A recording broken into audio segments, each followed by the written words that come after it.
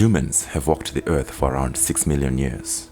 In the early days, in order to survive, we had to hunt and gather all our food, otherwise we would starve to death. All that food would be brought back and stored inside the caves where we lived, hence starting the basic foundations of human civilization. Our clothes were basic.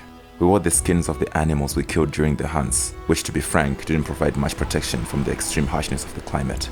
This meant that the early humans had to be extremely tough to survive. Lifespans were very short, averaging a death rate at about 25 years old.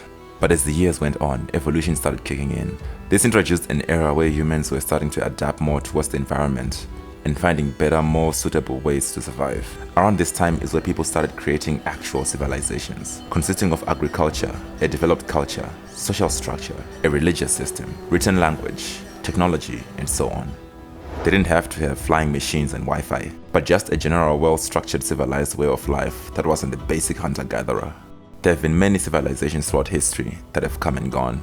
I'm even convinced there's multiple we don't know about, so forever they will remain forgotten in time. The ones we do know about are shrouded in mystery, with only the ruins they left behind to tell the story. There's the Romans, the ancient Egyptians, the Incan, the Aztecs, ancient Chinese, the Persians, and many others. Today, we will be focusing on the Maya civilization.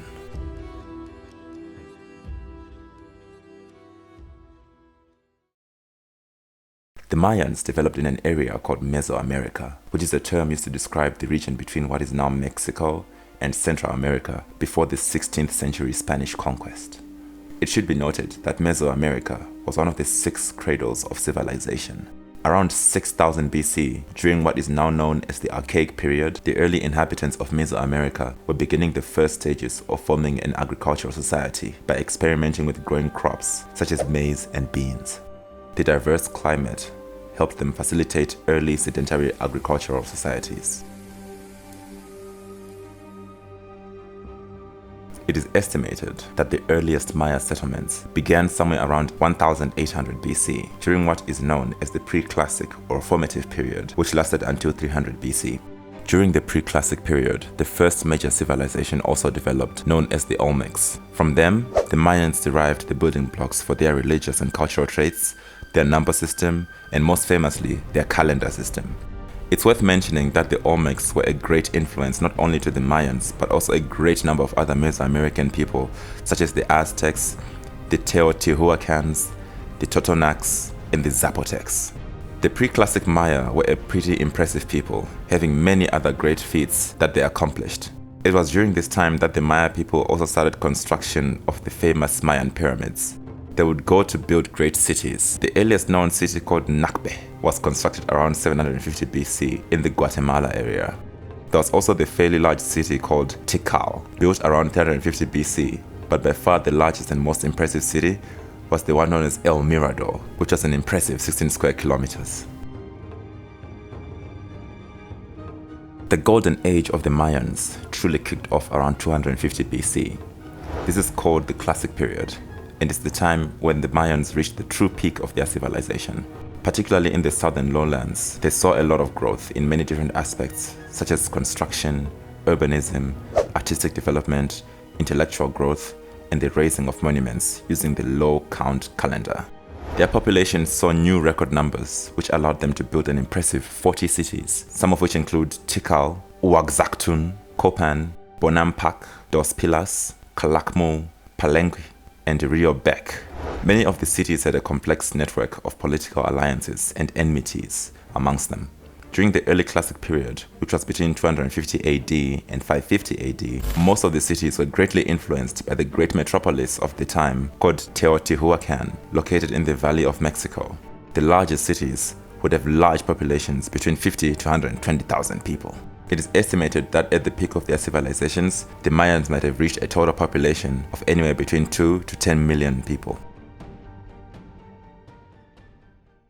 The Mayan society went through different stages according to which time period it was. In the Preclassic period, there was a sharp divide between just the commoners and the elite. But over the years, the population increased and the Mayans saw more and more growth. A lot of different sectors became more specialized and politics got a lot more complicated. So as the years went on, their numbers kept increasing, and by the late Classic, it is thought that as their various political hierarchies got more and more complex and the wealthy segment of society multiplied, a middle class might have emerged. The middle class would have included soldiers, merchants, low-ranking priests, and officials. The commoners would have included farmers, laborers, servants, and slaves. Land was commonly owned by the noble houses or clans. As a result, these clans would bury their dead within the residential compounds, as they believed this would further strengthen their bonds with the clan ancestors. At the top of society was the king, who not only was the ruler, but was also seen as the mediator between the Mayan people and the gods, making even him somewhat divine amongst the common people. The Mayan succession line was mainly patrilineal, with power only passing to the queens at the threat of absolute extinction of the dynasty. Under the usual circumstances though, power would be passed down to the eldest son. This royal heir was known as a Ba'achok, whatever, which translates to head youth. Being a member of the royal bloodline was important, but the heir also had to display that they were a successful war leader. This was done by taking captives during times of war. The commoners made up most of the Mayan population, comprising a good 90% of it. It is safe to assume that the average Mayan was a commoner. Be that as it may, very little is known about the Mayan commoners, as they left little to no evidence that could withstand the test of time and the elements. Their houses were mostly made of perishable materials and were raised on low platforms. After so many centuries have passed, such dwellings could only be detected by using sensitive equipment on terrain that to the average person seems to be empty. As you can imagine, this doesn't turn up much promising results. Commoners consisted of everyone not from noble birth, which would explain why 90% of Mayans are commoners. From the poorest farmer to the wealthiest craftsman, the range of commoners was very dynamic. Generally, commoners would engage in very essential production, including products which would be used by the elite such as cotton and cocoa. They would also manufacture products that they would use amongst themselves, such as crops, tools, and clothes. This is also how they paid their taxes. Typical commoners would pay in the form of maize, flour, game, etc. Hardworking members of society who displayed great skill in their crafts would advance forward and become one of the more influential people in society. Another way of advancing forward was to show great skill as a warrior in times of war, as Mayans greatly rewarded outstanding warriors. War was a very big part of Mayan life. Even the king was expected to be a strong, successful war leader, with heads of defeated enemies as trophies on his belt. Special military positions were held by the elite and were passed down by inheritance. But other than that, every able-bodied adult male was available for military service. There were members of society, like farmers and merchants. Despite all of this, these warriors were highly disciplined, engaging in many regular drills and training exercises. Mayan warfare wasn't about ultimate destruction of the enemy, but would mostly focus on plunder and taking captives.